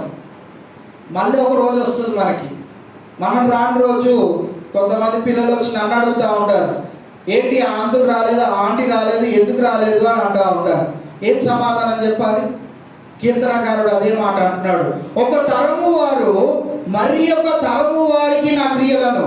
మనము దేవుని మందిరానికి మనకు నచ్చిన విధంగా మనం వచ్చే తరము వారు మీరు దేవుని యందు భయభక్తులు కలిగి ఉండాలి, మీరు మోకాలు వేయాలి, మీరు ప్రార్థన చేయాలి, మీరు దేవుని మాట వినాలి, పెద్దలైన మీకు చెప్పే మాటలు వినాలి అని అంటే వారు ఎందుకు వింటారు? మనము ఒక తరానికి దేవుని యొక్క క్రియలను కనపరిచే వారిగా, ఒక తరము వారికి దేవుడు చేసే మేలును తెలియజేసే వారిగా, ఒక తరము వారికి దేవుని ఎలా ఆరాధించాలో మరి నేర్పించే వారిగా మనం ఉన్నప్పుడు ముందుగా మనం ఏం చేయాలి? ఆ క్రియను మనం కనపరిచే వారిగా ఉండాలి. ఒక తరము వారు మరి ఒక తరము వారికి దేవుని యొక్క క్రియలను కనపరిచే విధముగా మన బాధ్యత దేవుని మందిరంలో ఉంటాము. ఈ విశ్రాంతి దినమున దేవుని మందిరానికి వచ్చిన మనకి దేవుడు ఇచ్చిన రెస్పాన్సిబిలిటీ, బాధ్యత ఏంటి అని అంటే, నీవు దేవుని మందిరానికి ఎలాగైతే వచ్చావో నీ తరము వారు నిన్ను చూసి దేవుని మందిరానికి వచ్చే విధంగా నీ క్రియలు ఉండాలి. లేని పక్షాన మనం ఒకటి చేస్తూ ఇంకొకటి చేయిస్తూ ఉన్నాం అనుకోండి, రెండు వ్యర్థమే. కావున మనం ఏదైతే పాటిస్తున్నామో, దేవుని మందిరానికి వచ్చి ఏదైతే మనం జరిగిస్తా ఉన్నామో, ఏదైతే సాక్ష్యంగా మనం నిలబడతా ఉన్నామో, ఆ సాక్ష్యంను బట్టి వచ్చే తరం వారు ఆ అంకుల్ లాగా, ఆంటీ లాగా నేను ఉండాలి అనేది మనము దేవుని మందిరంలో మనం చేసే క్రియల ద్వారా కనపరిచే బాధ్యతను ఈ విశ్రాంతి దినమున దేవుడు మనకి అనుగ్రహిస్తా ఉన్నాడు. రెండవ చోట మనం గమనించినట్లయితే యెషయా గ్రంథము 40వ అధ్యాయం 8వ వచనంలో మనం చూస్తా ఉన్నాం. నీ వాక్యము నిత్యము నిలుచును అనే పదాన్ని మనం అక్కడ చూస్తా ఉన్నాం. నీ వాక్యము నిత్యము నిలిచి ఉండే స్థలం ఏది అని అంటే అది దేవుని మందిరము. చివరి ఆ లాస్ట్ లైన్ చదవండి. మన దేవుని వాక్యము నిత్యము నిల్చును. ఆయన మందిరంలో ఆయన వాక్యము నిత్యము నిల్చును కనుక వచ్చే తరము వారికి అటువంటి ప్రోత్సాహకరమైన నడిపింపును మనము వారికి దయచేసే బాధ్యత దేవుడు మనకు అనుగ్రహిస్తా ఉన్నాడు. మరి రెండో అంశంగా మనం చూసినట్లయితే రెండో అక్షరం ఏంటండి? రెస్ట్ లో ఈ. మొట్టమొదటిది ఏంటి? ఆర్. రెస్పాన్సిబిలిటీ అంటే ఏంటి తెలుగులో? బాధ్యత. ఏంటి మన బాధ్యత? వచ్చే తరము వారికి దేవుని క్రియలను కనపరిచే సాక్ష్యము మనం కలిగి ఉండాలి. రెండోది ఏంటిది? నీ వాక్యము నిత్యము నిలిచి ఉండే ఆ స్థలములోనికి మన బిడ్డలను తీసుకొని వచ్చే బాధ్యత దేవుడు మనకి ఇస్తా ఉన్నాడు. రెండవది మనం గమనించినట్లయితే ఈ అంటే ఎక్సైట్మెంట్. ఆ పదానికి తెలుగులో మనం చూసినట్లయితే ఉత్సాహముగా మన దేవుని మందిరానికి రావాలి. అందుకే కీర్తనకారుడు ఒక చోట ఇలా అంటా ఉన్నాడు, నీ మందిరమునకు జనులు వెళ్ళుచున్నారని నేను వినినప్పుడు నాకు ఎంతో సంతోషము కలిగింది. ఎక్కడికి వెళ్తున్నప్పుడు సంతోషం కలిగిందంట ఆ భక్తుడికి? మందిరానికి. జనులందరూ మందిరానికి వెళ్తున్నారంటే ఎంతో ఉత్సాహం, ఎంతో ఆనందం కలిగిందంట. మనం గమనించినట్లయితే యేసుక్రీస్తు ప్రభువారు ఒక మొట్టమొదటి సూచక్రియ చేశాడు. యోహాను సువార్తలో మనం చూస్తాం. కానా వివాహంలో ఆ ద్రాక్ష రసము సంఘటనలో మనం చూసినట్లయితే, ద్రాక్ష రసం అంటే మనం కూడా మనందరికీ బాగా తెలుసు కదా, పెళ్ళిళ్ళకి అన్నిటికీ వెళ్తూ ఉంటాం. ఫస్ట్ పంక్తిలో వచ్చిన ఐటమ్స్ అన్నీ రెండో పంక్తిలోకి అంతగా రాకపోవచ్చు. రెండో పంక్తిలోకి వచ్చిన ఐటమ్స్ అన్నీ మూడో పంక్తి వరకు తగ్గుతూ వస్తూ ఉంటాయి. లాస్ట్గా ఉన్న వాళ్ళకి పెరుగో, సాంబారో, ఆ మిగిలిపోయిన మాడిపోయిన రైసో ఏదో మిగులుతూ ఉంటుంది. అదే సంఘటన ఆ దినంలో నుంచి జరుగుతూ ఉన్నది. మొట్టమొదటి రౌండ్లో అంట మంచి మద్యం పంపిస్తారంట. తర్వాత జబ్బు పట్టిన రసం అంటే కొద్దిగా అటు ఇటుగా కొంచెం నీళ్ళు ఎక్కువ కలిపేసి, మంచంలో కూడా ఒక ఆయన ఉండేవారు, ఇప్పుడు లేదు కానీ ఆయన జనాల్ని చూసేసి కంగారు పడిపోయి సాంబార్లో నీళ్ళు కలిపేయడము, పెరుగు చట్నీలో నీళ్ళు కలిపేయడం చేస్తూ ఉండేవారు. సో ఆ రోజుల్లో కూడా ఎలా ఉండదు అంటే, ఫస్ట్ రౌండ్ మంచి మద్యం వెళ్తూ ఉండేది. రెండో రౌండ్లో ఏమయ్యేదంటే కొంచెం నీళ్ళు కలిపి, ఉన్నవారు కాదు వెళ్ళిపోయారు. సో రెండో రౌండ్లో ఏం చేసేవారంటే నీళ్ళు కలిపి పంపిస్తూ ఉండేది. జబ్బు రసం అది ఎలా ఉండేది అంటే, ఫస్ట్ పంపించింది బాగుంది కానీ ఇది అంతా బాగాలేదు అన్నట్లుగా కూర్చున్నవారు అనేవారు అంట. అయితే మనం అక్కడ గమనించినట్లయితే అక్కడ ఒక పదం రాయబడి ఉంది. ఒకసారి ఆ వచనాన్ని చదువుదాం. యోహాను సువార్త 2వ అధ్యాయము 10వ వచనాన్ని మనం చూసినట్లయితే, ప్రతివాడును మొదట మంచి ద్రాక్షారసమును పోసి జనులు మత్తుగా ఉన్నప్పుడు జబ్బు రసం పోయిను. నీవైతే ఇది వరకును మంచి ద్రాక్షారసము ఉంచుకొని ఉన్నావని అతనితో చెప్పాను. అక్కడ ఎక్సైటింగ్ గా ఉండే విషయం ఏంటి, ఉత్సాహాన్ని కలుగజేసే విషయం ఏంటిది అని అంటే, ఆ విందు చేసుకుంటున్న ఆ వ్యక్తి ఎవరైతే ఉన్నారో ఆయన ఇస్తున్న సాక్ష్యం ఏంటంటే, నీవైతే ఇప్పుడు వరకు ఈ మద్యమును చాలా రుచికరమైనదే నువ్వు అందిస్తా ఉన్నావు అనే విషయాన్ని తెలియచేయడం మనం చూస్తా ఉన్నాం. మరి జబ్బు రసం అనేది ఆ వివాహంలో లేకుండా దేవుడు అద్భుత కార్యాన్ని మనం చేయడము చూస్తా ఉన్నాం. వారు ఎంతో సంతోషంతో ఉత్సాహంతో మరి వారు నిండుకొనిన వారై ఉండడం మనం చూస్తా ఉన్నాం. రెండోదిగా మనం గమనించినట్లయితే, కోరాహు కుమారులు 81వ కీర్తన 10వ వచనం, 84వ కీర్తన 10వ వచనాన్ని మనం గమనించినట్లయితే, నీ ఆవరణంలో ఒక్క దినము గడుపుట 1000 దినముల కంటే శ్రేష్టము. అవసరాన్ని ఒకసారి చదువుదాం. 84. నీ ఆవరణంలో ఒక దినము గడుపుట 1000 దినముల కంటే శ్రేష్టము. నా దేవుని మందిర ద్వారమునొద్ద నుండుట నాకు ఇష్టము. ఏంటి మనకు ఉత్సాహాన్ని కలిగజేయవలసిన అంటే, వారమంతా అనేకమైన ప్రయాసాల గుండా, అనేకమైన అనారోగ్యాల పరిస్థితులు గుండా, అనేకమైన వ్యాధి బాధ రోగములతో బాధపడిన మనము, మానసికమైన ఒత్తిడితో నిండుకొనిన మనము దేవుని ఆరాధించే దినం ఒకటి సమీపిస్తా ఉన్నది. సోమవారం రోజు లేకుంటే ఈ ఆదివారం ఆరాధన అయిపోగానే నీ హృదయం ఎలా ఉండాలంటే, మళ్ళీ ఎప్పుడు ఆదివారం వస్తుందా, ఎప్పుడు నేను దేవుణ్ణి ఆరాధించుకుంటాను. నేను ఇంట్లో చేసుకుంటానండి రోజు ప్రార్థన. ఇంతమందితో నువ్వు ఇంట్లో చేసుకుంటావా? ఇంతమందితో నువ్వు పాటలు పాడతావా? ఇన్ని వాయిద్యాలతో నువ్వు దేవుని ఆరాధిస్తావా? దేవుని మాటలు నీకు చెప్పేవారు ఎవరైనా ఉంటారా? ఇంతమంది స్తుతిస్తున్నప్పుడు వారితో పాటు నువ్వు ఏకీభవించగలుగుతావా? కనుక ఇక్కడ కోరాహు కుమారులు తెలియజేస్తా ఉన్నారు, నీ ఆవరణములో ఒక్క దినము గడుపుట 1000 దినముల కంటే శ్రేష్టము. భక్తిహీనుల గుడారములో నివసించుట కంటే నా దేవుని మందిర ద్వారమునొద్ద నుండుట నాకు ఇష్టము. మనందరికీ ఏంటి ఇష్టం అనంటే, భక్తిహీనుల గుడారంలో నివసించుట నాకు ఇష్టము.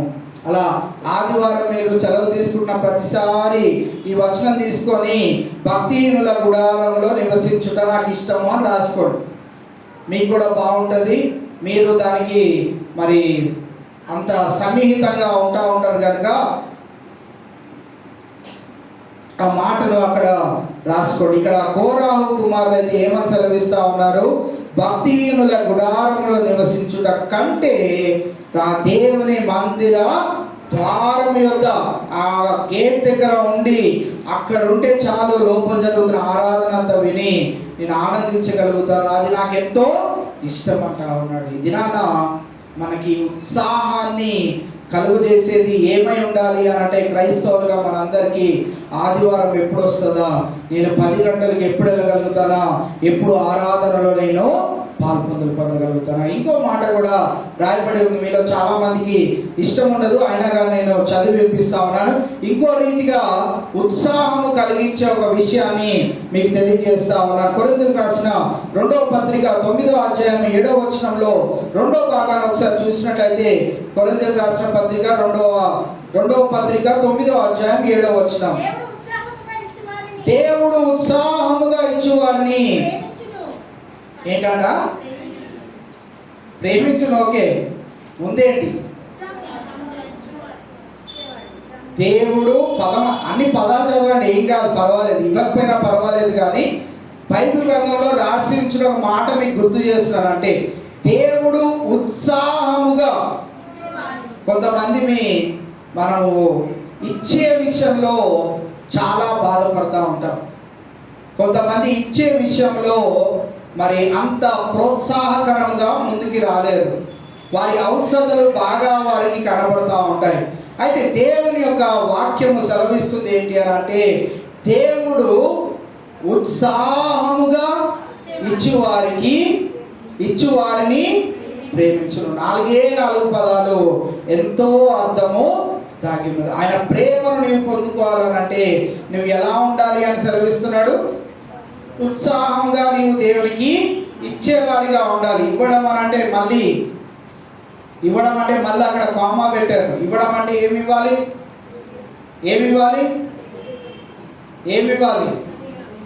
హృదయం ఇవ్వాలా? ఇంకేమి ఇవ్వాలి? మీరు చెప్పే ఆధారం నేను వదలను. ఏమి ఇవ్వాలి?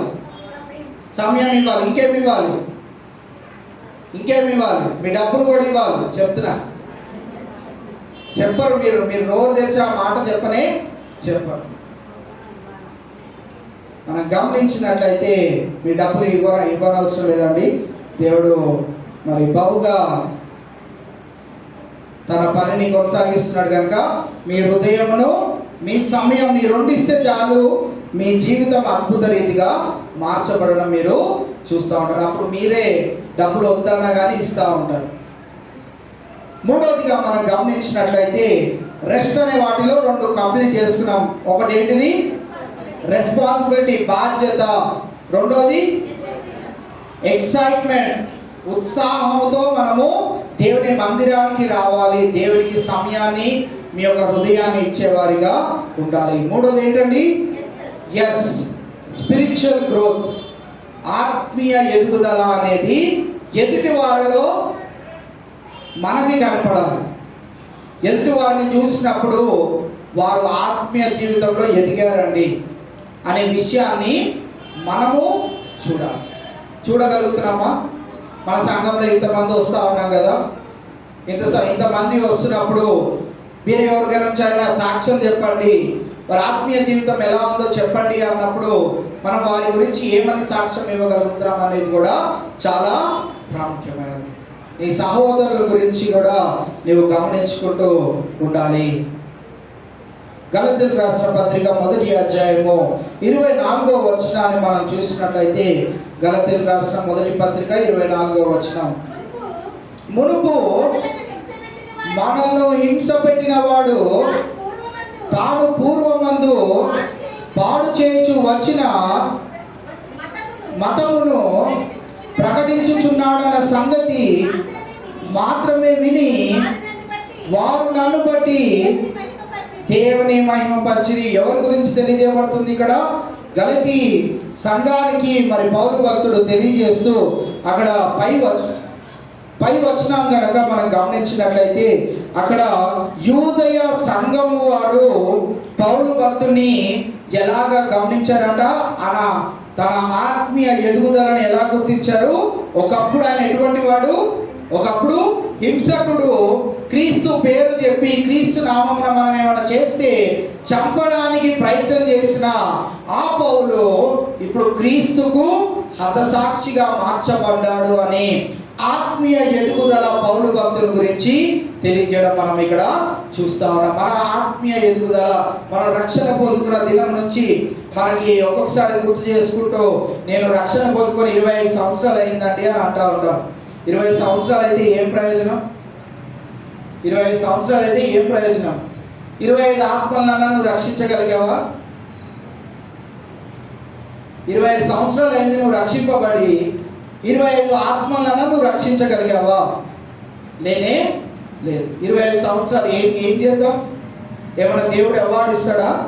నువ్వు రక్షణ పొందుకొని 25 సంవత్సరాలు అయింది, ఇప్పుడు నువ్వు మరణించావు కనుక నీకు ఇంత పెద్ద బహుమానం నేను ఇస్తున్నానని ఇస్తాడా? ఇవ్వనే ఇవ్వడు. ఏం చేయాలి మనము? ఆత్మీయ ఎదుగుదల ఎదుటివారు మనలో గమనించే విధముగా మనలో ప్రార్థన కానీ, భక్తి కానీ, సమయము కేటాయించడం కానీ, ఏ విషయంలోనైనా ఎదుటివారి ముందు మన సాక్ష్యం నిలబడే విధంగా ఆత్మీయ ఎదుగుదల అనేది మన జీవితాలలో మనము కలిగి ఉండాలి. ఎప్పుడు అంటారు కదా, ఎక్కడ వేసిన గొంగలి అక్కడే ఉంది. ఏమైనా ప్రయోజనమా? ఏమీ ప్రయోజనం లేదు. ఒక విత్తనం వేసాము, చెట్టు లాగా అది ఎదగట్లేదు, ఫలాలు ఇవ్వట్లేదు అనుకోండి, మన ప్రయోజనమా? ప్రయోజనమే లేదు. కావున ప్రయోజనకరముగా మనము దేవుని సన్నిధిలో ఉండాలి. నీ ఆత్మీయ ఎదుగుదల ఎదుటివారు చెప్పాలి. అరే ఆ బ్రదర్, ఆ సిస్టర్ ఒకప్పుడు ఇలా ఉండేవారు, ఇప్పుడు దేవుని మందిరానికి వచ్చి స్తుతారాధనల స్తుతులు చెల్లిస్తున్నారు, ప్రార్థన చేస్తున్నారు, సమయానికి ఇంకా ముందుగా వస్తూ ఉన్నారు. ఇలాంటి సాక్ష్యాలు నీ గురించి వారు బయట చెప్పుకునే విధంగా నీ జీవితము ఉండాలి. నాలుగో అక్షరం ఏంటండి? టీ. టీ అంటే టెస్ట్ మనీ, సాక్ష్యం. మన సాక్ష్యము ఈ లోకంలో ఎలా ఉంటా ఉన్నది అనే విషయాన్ని మనం గమనించాలి. యేసుక్రీస్తు ప్రభువారు ఇలా అన్నారు, నాను ఈ లోకంలో ఎవరైతే ఎరిగి ఉన్నామని చెప్తారో పరలోక రాజ్యంలో వారు వచ్చినప్పుడు నేను వారిని ఎరిగి ఉన్నాను అని చెప్తానని సెలవిచ్చాడు. లూకా సువార్త 12వ అధ్యాయము 8-9 వచనాల్లో ఆ మాటలను మనం చూస్తూ ఉంటాం. మనం ఈ లోకంలో చాలా సార్లు దేవుని సాక్షులుగా నిలబడము. ఎందుకు ఈ మాట చెప్తా ఉన్నాను అని అంటే, మనం చాలా స్టార్టింగ్లో చెప్పాం కదా, చాలా ఉద్రేకంగా కొన్ని మాటలు చెప్పాం కదా. మనము ఆదివారం రోజే ఆరాధన మానుకొని ఫంక్షన్లకు వాటికి వీటికి వెళ్ళిపోతూ ఉంటామని అక్కడ మన సాక్ష్యం నిలబడదు. నువ్వు చెప్పగలుగుతావా క్రైస్తవుడు అని? నువ్వు చెప్పగలుగుతావా నేను చర్చ్ మానేసి ఈ ఫంక్షన్కి వచ్చానని? మన సాక్ష్యం ఎలా నిలబడుతుంది అనే విషయము చాలా ప్రాముఖ్యమైనది. నువ్వు దేవుని మందిరానికి వచ్చినప్పుడు ఆ సమయం అంతా దేవుని మందిరంలోనే నువ్వు గడిపినట్లయితే నువ్వు ధన్యురాలవు. ఈ మాట మీరు ఎప్పటికీ గుర్తుంచుకోండి. మధ్యలో వెళ్ళిపోవడము ఇలాంటి అలవాట్లు చేసుకోకండి. ఇది కంపెనీ కాదు. మీరు వచ్చి లీవ్ పెట్టుకొని వెళ్ళడానికి మీ జీతం కట్ చేస్తాం చెప్తున్నా ముందే. ఎందుకు కట్ చేస్తామని చెప్తున్నా? మీ జీతం నేను ఎలా కట్ చేయగలుగుతాను చెప్పండి? మీ జీతం నేను ఎలా కట్ చేయగలుగుతాను చెప్పండి? నన్ను అడుగుతాడు దేవుడు, నీకు ఇచ్చిన సంఘము, నీకు ఇచ్చిన మరి విశ్వాసుని నువ్వు ఎలా పెంచి పోషించావురా? వాళ్ళు బయటికి వెళ్ళిపోతా ఉన్నారు, మరి ఇప్పుడు ఏం చేయమంటావు అంటే వాళ్ళ జీతం కట్ చేసిన దేవా అంటారు. మరి ఏం చేయాలి? నేనేం చేయాలి? పోనీలే అని నేను చెప్పలేను. ఆయన ముందు యథార్థముగా మనం నోరు తెరిచి ఒప్పుకోవాల్సిందే. కావున నాకు ఇచ్చిన బాధ్యత ఏంటి అని అంటే, మీకు అందరికీ మంచి మేత పెట్టి మిమ్మల్ని ఈ లోకంలో విడిచిపెట్టాలి. అది నా బాధ్యత. అది దేవుని మాటలు ఉన్నట్టుగా బోధించడము క్రైస్తవులలో సేవకులకు ఉండవలసిన ఒక లక్షణము. నేను చాలాసార్లు చెప్తాను, ఇలాంటి మాటలు మాకు నచ్చవండి, మీరు చేయి పెట్టి ప్రార్థన చేస్తే మాకు స్వస్థతలు కావాలి, మా అవసరతలు మీకు చెప్పినప్పుడు మీరు ప్రార్థన చేస్తే వచ్చే వారానికి అది సాక్ష్యంగా మారిపోవాలి, మాకు ఇష్టానుసారమైన జీవితము మాకు నచ్చినప్పుడు మేము దేవుని మందిరానికి వస్తాము అని అంటే, ఈ హౌస్ ఆఫ్ ప్రేయర్ అనే సంఘము అలాంటి వారికి స్థలము కానే కాదు. చాలా చోట్ల నేను చూస్తూ ఉంటాను, స్వచ్ఛమైన వాక్యము, స్వచ్ఛమైన ఆరాధన అని అంటూ ఉంటారు. అక్కడికి వెళ్ళినప్పుడు స్వచ్ఛత అనేది ఏముండదు. చేపెట్టి ప్రార్థన చేయడం, పడేయడానికి ప్రయత్నం చేయడము, ఈ మాటలు మాట్లాడటము, ఇవన్నీ చేస్తూ ఉంటారు. కల్పనా కథలు ఇవన్నీ చెప్పి మభ్యపరుస్తూ ఉంటారు. అలాంటిది ఇక్కడ జరగదు. అంత విశ్వాసం పైన యేసుక్రీస్తు ప్రభువారి యొక్క బండ మీదనే ఇది నడుస్తూ ఉంటుంది. ఆయన ఎలాగైతే సువార్తను ప్రకటించాడో అదే విధంగా ఇక్కడ సువార్త ప్రకటన చేయబడతా ఉంటుంది. కావున మీరందరూ మాతో పాటు వీటన్నిటి విషయాల్లో మరి మాతో పాటు మీరు సభ్యతగా ఉండి ముందుకు కొనసాగినప్పుడే మనం అందరం ఎత్తబడే గుంపులో ఉంటాము. కావున మన సాక్ష్యము ఈ లోకంలో ఎలా ఉండాలి అని యేసుక్రీస్తు ప్రభువు తెలియజేస్తున్నారు. నీవు అన్యజనుల ఎదుట నన్ను ఎరిగి ఉన్నానని చెప్పినప్పుడు, నా రాజ్యంలోనికి వచ్చినప్పుడు నేను నిన్ను ఎరిగి ఉన్నానని ఎవరు చెప్తారంట? యేసుక్రీస్తు ప్రభువారు నీ గురించి నా గురించి చెప్తారంట. పౌలు భక్తుడు తిమోతికి కూడా ఈ సాక్ష్యము నీది ఎలా ఉండాలనే విషయాన్ని తెలియజేస్తూ తిమోతికి రాసిన 2వ పత్రిక 1వ అధ్యాయము 8వ వచనాన్ని మనం చదివినట్లయితే, కాబట్టి నీవు మన ప్రభు విషయమైన సాక్ష్యమును గూర్చినైనా ఆయనను, ఆయన ఖైదీనైనా నన్ను గూర్చి ఆయనను సిగ్గుపడక దేవుని శక్తిని బట్టి సువార్త నిమిత్తమైన శ్రవానుభావములో పాలివాడవై యుండుము. ఇక్కడ తిమోతికి మరి ఈ పౌలు భక్తుడు ఏమని సెలవిస్తా ఉన్నాడు? ఇద్దరిని ఇక్కడ చూపెడతా ఉన్నాడు. కాబట్టి నీవు మన ప్రభువు విషయమైన సాక్ష్యమును గూర్చి అయినను, ఆయన ఖైదీనైన నన్ను గూర్చి అయినను సిగ్గు పడక. లోకంలోనికి వెళ్ళినప్పుడు మీరు ఒకసారి ఈ ఉదాహరణ నేను చెప్పానో లేదో తెలియదు. నేను ఆఫీస్లో వర్క్ చేస్తున్నప్పుడు మా హెచ్ఆర్ ఒక ఇంటికి రెంట్కి వెళ్తుంటే అక్కడ ఓనర్ అడిగాడు, వెళ్ళడంతోనే మీరు ఏమిట్లు అని అన్నాడు. వినే ఉంటారుగా, మీరు అడిగే ఉంటారుగా. క్రీస్తులోనికి వచ్చినా కూడా అడుగుతున్నారా? ఇప్పుడు కూడా అడుగుతున్నారా? పెళ్ళిళ్ళప్పుడు అడగని వారు ఎంతమంది చేయొద్దండి. సేవకుడిగా నేను చెప్తున్నాను, మాకు మా వాళ్ళే కావాలండి. ఎవరు కావాలి మనకి? మా వాళ్ళే కావాలి. మంచిదే, తప్పే లేదు.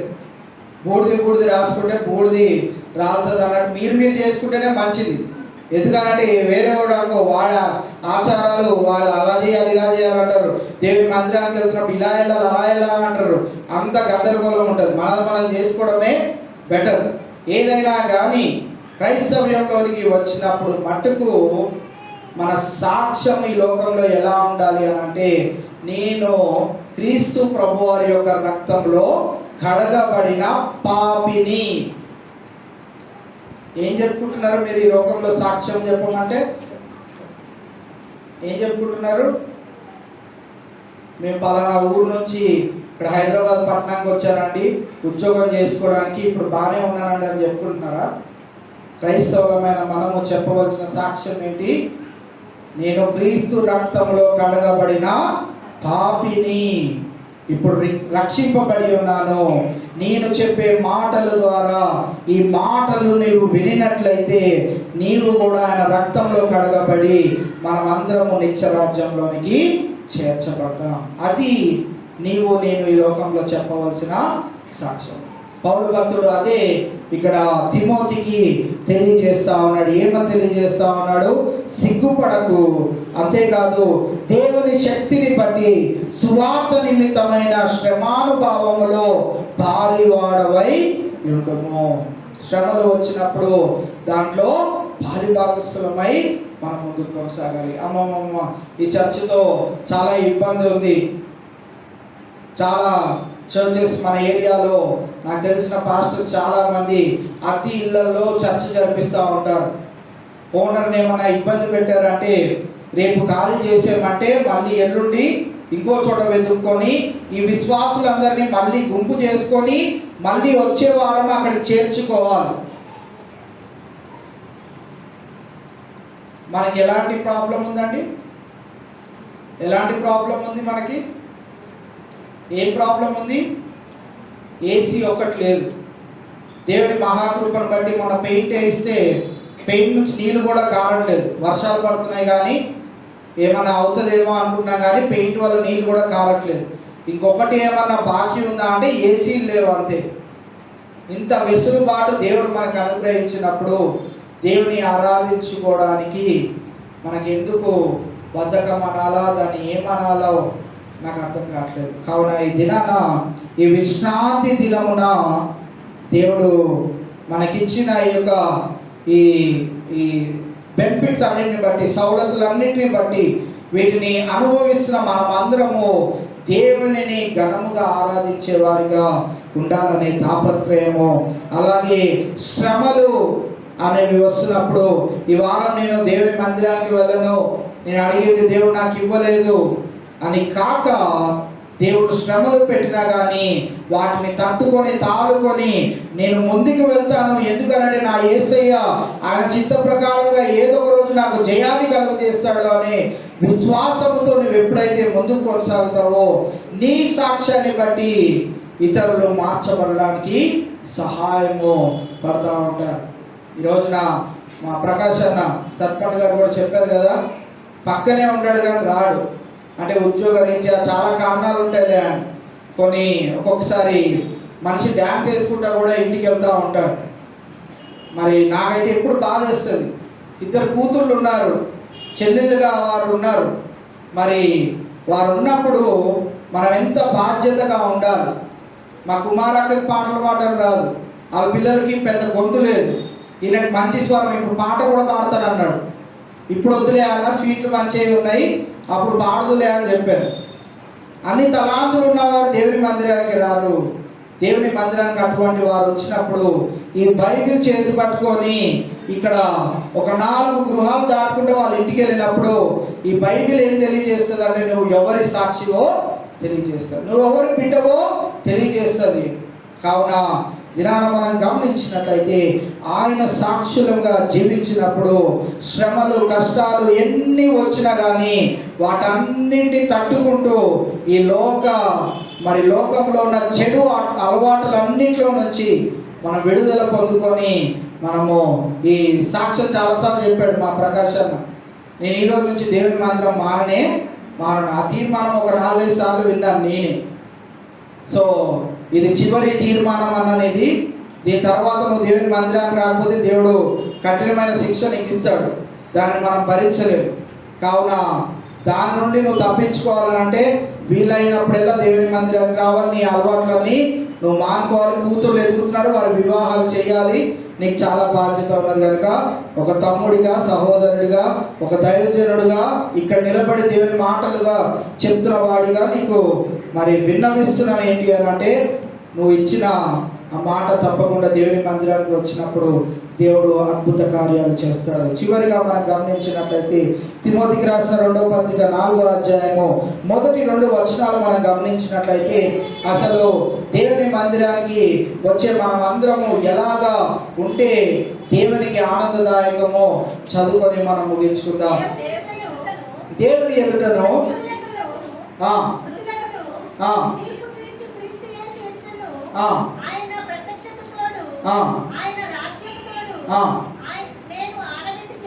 నేను ఆనబెట్టి చెప్పినది ఏమనగా, వాక్యమును ప్రకటింపుము, సమయమందును అసమయమందును ప్రయాసపడము, సంపూర్ణమైన దీర్ఘశాంతముతో ఉపదేశించుచు ఖండించుము, గద్దించుము, బుద్ధి చెప్పుము.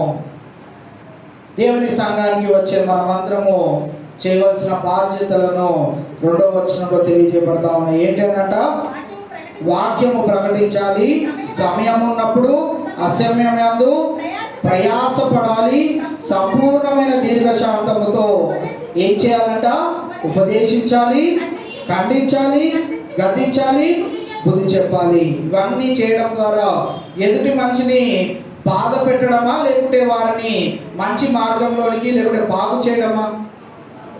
బాగు చేయడం. సో వీటన్నిటినీ మీరు ఇప్పుడు వరకు నేను చెప్పిన మాటలు చాలా మంది కొత్తగా కనపడతా ఉన్నారు. మా సునీతక్క ఎదురుగానే ఉంటుంది. సో కొత్తగా కనిపిస్తూ ఉన్నారు.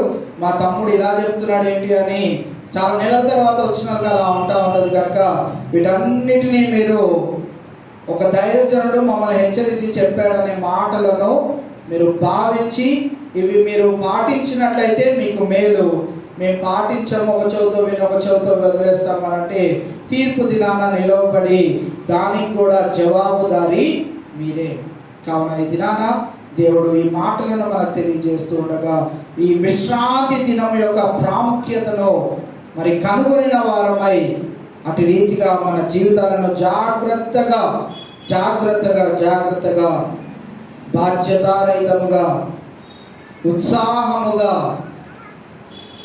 ఆత్మీయ జీవితంలో ఎదుగుదలను కనపరుస్తూ మన సాక్ష్యమును ఈ లోకమునకు ప్రకటించే వారిగా సంఘంలో చేర్చబడినప్పుడు గద్దింపులు, బుద్ధి చెప్పుట, వీటన్నిటిలో మనల్ని మనము తాలుకుంటూ హత్తుకుంటూ ఈ మాటలన్నింటినీ మనం నెమరు వేసుకుంటూ మన జీవితాలను కొనసాగించినప్పుడు ఈ విశ్రాంతి దినమున మనము చేసే ఈ యొక్క భక్తిని బట్టి దేవుడు విడుదల చేయాలనుకున్న ప్రతి ఒక్క గొప్పదైనటువంటి తన దీవెనలు మనకి విడుదల చేస్తాడు కనుక దేవుడు అటు సహాయమును దేవుని మాటలు విన్న మీ అందరికీ దేవుడు అనుగ్రహించు గాక. దేవుడు ఈ కొద్ది మాటలు మన ఇంటిలో భద్రపరచును గాక. ప్రార్థన చేసుకుందాం. దయచేసి ఒక్క నిమిషము మనం అందరము ఇంత సమయము దేవుని మందిరంలో గడుపుతా ఉన్నాము, ఇంతసేపు దేవుని ఆరాధించుకుంటా ఉన్నాము. ఒక నిమిషము మౌనంగా ప్రార్థన చేద్దాము. దేవా, ఈ దినాన నీ మందిరానికి మేము ఎందుకు రావాలి, ఎలాగ జీవించాలి అనే ప్రాముఖ్యమైన విషయాలను మాకు నేర్పించావయ్యా. మేము ఒట్టిగా వచ్చి ఒట్టిగా వెళ్ళిపోయే వారంగా మేము ఉండకుండా ప్రభు, మేము ఎలాగ జీవిస్తే మా జీవితానికి మేలో, మేము ఎలా జీవిస్తే నీ రాజ్యంలో చేర్చినప్పుడు మాకు ఆ రాజ్యంలో స్థానము కలుగుతుందో నువ్వు తెలియజేసిన ఈ మాటలు, వీటన్నింటిని బట్టి ప్రభువా ఒకసారి నన్ను దర్శించి నన్ను సరిచేయవా. దినాన ఒక మంచి తీర్మానముతో, ఒక మంచి మాటతో దేవా నన్ను సరిచేయవా, నా బ్రతుకును మార్చవా. ఈ మందిరానికి నేను వచ్చే భాగ్యము రావాలనుకుంటున్నప్పుడు కలిగే ప్రతి ఒక్క ఆటంకములు వాటినన్నింటినీ తొలగించవా అని మౌనంగా ప్రార్థన చేద్దాం. ప్రార్థన చేసే ప్రతి ఒక్కరికి దేవుడు సమీపంగా ఉండి ఆయన జవాబు ఇవ్వడానికి సిద్ధంగా ఉన్నాడు. ప్రార్థన చేసుకుందాం. మమ్మల్ని అతిమిగిలిగా ప్రేమించిన మా యేసురాజా, మీ ఘనమైన శ్రేష్టమైన ఉన్నతమైన నామమునకి వందనాలు, స్తోత్రం దేవా. ఈ యొక్క ప్రత్యేకమైన దినాన ఈ ఆరాధనలో మేమందరము పొందడానికి మాకు ఇచ్చిన ఈ యొక్క శ్రేష్టమైన ఈ దినాన్ని బట్టి నీకే వందనాలు, స్తోత్రం ప్రభువా. ఈ విశ్రాంతి దినమున మేము ఎట్టి రీతిగా నేను ప్రభువా మరి ఆరాధించాలో మాకు తెలియజేసిన దేవా మీకే వందనాలు, స్తోత్రం ప్రభువా. ఇంతవరకు నీ సన్నిధి మాకందరికీ తోడుగా ఉంచి నడిపించిన విధానాన్ని బట్టి నీకే వందనాలయ్యా. అనారోగ్య పరిస్థితులు, ఆర్థికమైన ఇబ్బందులతో మరి అనేకమైన మానసికమైన రోగములతో బాధపడుతున్న బిడ్డలందరినీ మీరు జ్ఞాపకం చేసుకోండి. వారిని ముట్టండి, లేవనెత్తండి. వారికి గొప్ప విజయాన్ని కలుగజేసి నీ సాక్షి బిడ్డలుగా నిల్చుటకు నీ యొక్క సహాయం అనుగ్రహించమని ప్రార్థన చేస్తాను దేవా.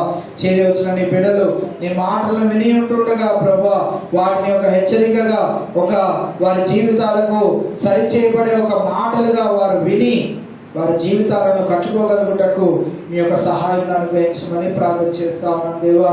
హెచ్చరించుటలో ప్రభా మరి బుద్ధి చెప్పుటలో వారికి మేలైనది మరి నీవు వినిపెడతావు, నీ మాటలు తెలియజేస్తాయి కనుక ప్రభా మరి వాటన్నిటిని వారు విన్నప్పుడు ప్రభా ఎటువంటి ప్రభా వారి హృదయాలను కఠినపరుచుకునే వారిగా వారు ఉండకుండా ప్రభా వారి హృదయాలలో ఉన్నటువంటి ప్రతి ఒక్క మాలిన్యంను తీసివేయడానికి ఈ హెచ్చరిక అనేది వారు గుర్తెరుగులాగిన మీ యొక్క జ్ఞానముతో వారిని నింపమని ప్రార్థన చేస్తా ఉన్నాం దేవా. ఇటు రీతిగా ప్రభా ఈ దినాన మరి నీ మందిరానికి వచ్చిన నీ బిడ్డలందరినీ బట్టి నీకే వందనాలు, స్తోత్రం ప్రభా. వారు తిరిగి వారి గృహాలకు వెళ్ళుచుండగా మీ సన్నిధిని తోడుగా ఉంచండి. ఈ దినాన ప్రభా మరి వచ్చిన నీ బిడ్డలందరూ ప్రభా మరి ప్రభా ఈ వారం అంతటిలో ప్రభా వారు నీ సాక్షి బిడ్డలుగా వారి ఉద్యోగ స్థలాల్లో వారు చేయించిన ప్రయాణాల్లో ప్రతి ఒక్క విషయంలో వారు ఎక్కడ ఉన్నప్పటికీ ప్రభా నీ సాక్షి బిడ్డలుగా వారు నిలిచి ఉండటకు నీ యొక్క సహాయం అనుగ్రహించమని ప్రార్థన చేస్తామని దేవా.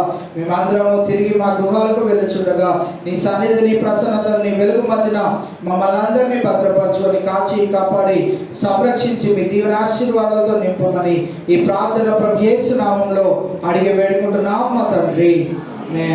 మన పరమ తండ్రి అయిన దేవుని యొక్క ప్రేమ, కుమారుడైన యేసుక్రీస్తు వారి యొక్క కృప, పరిశుద్ధాత్మని యొక్క నిత్య అన్యోన్య సహవాసము చేరిన సకల పరిశుద్ధులకు మరి విశేషంగా చంటి బిడ్డల నుంచి వృద్ధుల వరకు సదాకాలము తోడేయండి నడిపించును గాక. ఆమేన్. ఆశీర్వాదముల్ మామీద వర్షింపచేయునిషా ఆశతో నమ్మియున్నాము నీ సత్యవందనము